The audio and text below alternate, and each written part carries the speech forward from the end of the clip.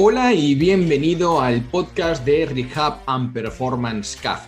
Yo soy Daniel Pereira y este es un podcast especializado en entrenamiento oclusivo.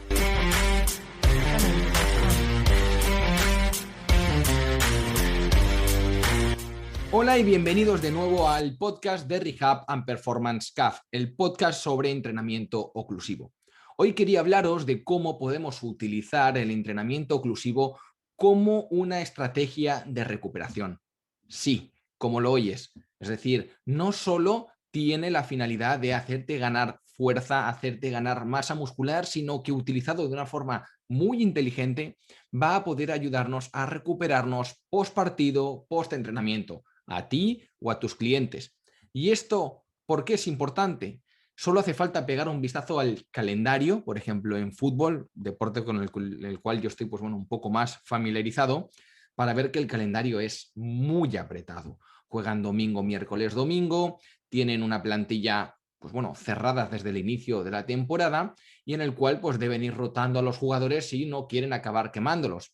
Pero ¿cuál es el problema? No puedes estar rotando eternamente porque tú tienes a 11, 12 o 13 tíos que son muy buenos y que quieres contar con ellos todo el tiempo. Por lo tanto, si nosotros no podemos modificar el calendario competitivo, porque el fútbol al final también es un negocio y por eso juegan tantos partidos, lo que podemos hacer como entrenadores, como fisios, es favorecer, ayudar, establecer diferentes vías para que nuestros deportistas puedan recuperarse mejor de esos estímulos de entrenamiento o de esos partidos de competición. De hecho, si pegamos un vistazo a la literatura científica, vemos que después de un partido medio moderadamente intenso, puedes tardar en recuperarte de un sprint hasta 4 días. Es decir, los valores de fuerza que tienes previos al partido con respecto a cuando vuelves a recuperar esos valores de fuerza en un sprint, pues pueden pasar de 5 horas a 4 días. Los picos de velocidad 3 días después todavía se pueden encontrar que sean un 5% menores a los niveles previos del partido. E incluso el CMJ, que sabemos que el salto vertical es un gran indicador de la capacidad neuromuscular del tren inferior del deportista, 3 días después puede ser hasta un 6% menor a los valores de referencia. ¿Qué quiere decir esto? Que si nosotros jugamos un partido cada 3 días, en el caso del fútbol, pues sabemos que cada 3 días el deportista no va a estar 100% recuperado. Por eso, ocurren más lesiones. De hecho, está documentado que jugar partidos con un tiempo inferior entre ellos a 72 horas incrementa el riesgo de lesión por 6. De forma que, si, como decía, no podemos modificar el calendario, lo que sí que vamos a poder hacer es intentar que el deportista se recupere con mayor rapidez. Por lo tanto, ahí es donde entraría un poco el entrenamiento oclusivo, porque sabemos que si pegamos un vistazo a la evidencia, yo creo que queda muy claro que para recuperar a un deportista, lo primero y lo más básico y los pilares fundamentales serían nutrición, hidratación y sueño. Eso sería fundamental. Si eso no está cubierto, no importa que le pongamos entrenamiento oclusivo, no importa que hagamos masajes, no importa que nos metamos en bañeras de agua fría o en bañeras de agua caliente, no importa en absoluto. Esos son los 3 pilares fundamentales. Pero dando por hecho que eso ya lo tendríamos cubierto, nos iríamos a la parte del entrenamiento oclusivo. ¿Por qué? Porque el entrenamiento oclusivo se ha visto que puede ser una estrategia muy útil para favorecer la recuperación. ¿Cómo se aplicaría el entrenamiento oclusivo de cara a favorecer esa recuperación? Pues fijaros, después del entrenamiento o después del partido, deberíamos aplicar el protocolo pasivo del entrenamiento oclusivo. Es decir, podemos realizar de 2 a 5 series con un tiempo de oclusión entre 2 y 5 minutos, una presión arterial oclusiva bastante alta, entre 90% y 100% de la presión arterial oclusiva, y un tiempo total de oclusión de entre 5 a 20 minutos. ¿Y qué se hace? Nada. Estás sentado, estás tumbado o lo podrías combinar con una pequeña caminata o pedalada en la bicicleta, pero los estudios son de personas que no hacen absolutamente nada. Se ponen el oclusor, lo inflan a una presión determinada y no hacen nada. ¿Vale? Eso se ha visto que, pues obviamente ayuda a mejorar la vasodilatación, la utilización de oxígeno, la función muscular, además de pues bueno, permitir la recuperación y el rendimiento de algunos ejercicios. De hecho, en la literatura, pues bueno, se cuentan con bastantes estudios, los podéis encontrar más como ischemic preconditioning and recovery, no tanto como blood flow restriction. En muchas ocasiones esas palabras clave son importantes. Y encontramos estudios, por ejemplo, donde comparan esta aplicación pasiva del entrenamiento oclusivo con las botas de compresión neumática intermitente, las botas de Normatec, o el entrenamiento oclusivo, y básicamente también lo comparan con un grupo control donde no hacen nada y otro grupo donde tienen una presión pues bueno, muy leve, que básicamente no genera ningún tipo de oclusión.